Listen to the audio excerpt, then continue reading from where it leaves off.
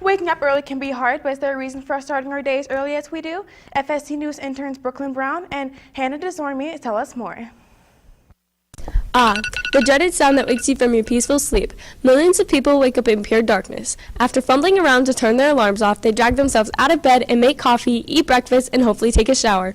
This mainly affects high school students whose day has begun before 7 in the morning and probably doesn't end until 11 or 12 at night.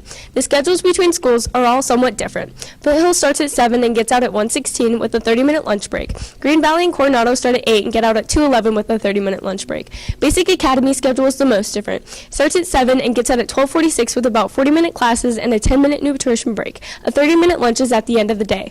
Coronado principal Mike Piccinini explains the effect of local school start times. I think it's important that when kids come to school that they've had enough sleep, they've had the chance to eat breakfast, they've had the chance to kind of close down and get ready to start for the day.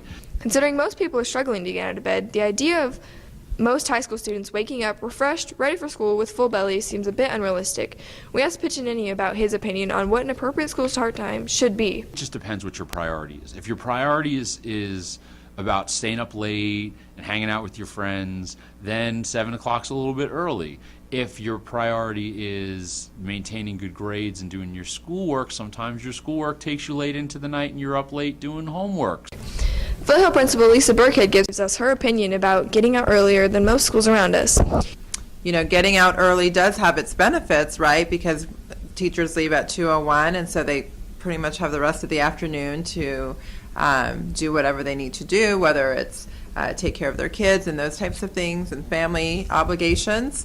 High school students don't necessarily have the option of getting to bed early. We talked to teacher Laurel Borson about her opinion on school start times. It changes on a day-to-day basis, really, because some days it's nice to be up early and get everything done, and then you have more time in the afternoon for running errands or extracurricular activities or clubs.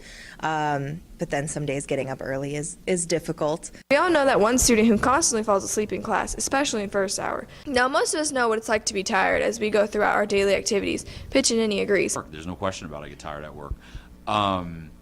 And when you're tired, I don't believe you perform at your best. So I do think and agree that your ability to be alert and attentive and have energy in your job as a professional and your job as a student does impact how you perform.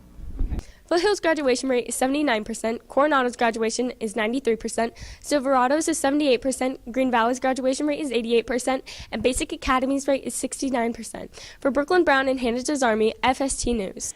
Getting out of bed is definitely a struggle sometimes, but it's worth it. We don't escape the early start times once we graduate, though. Once we start working, it could get worse.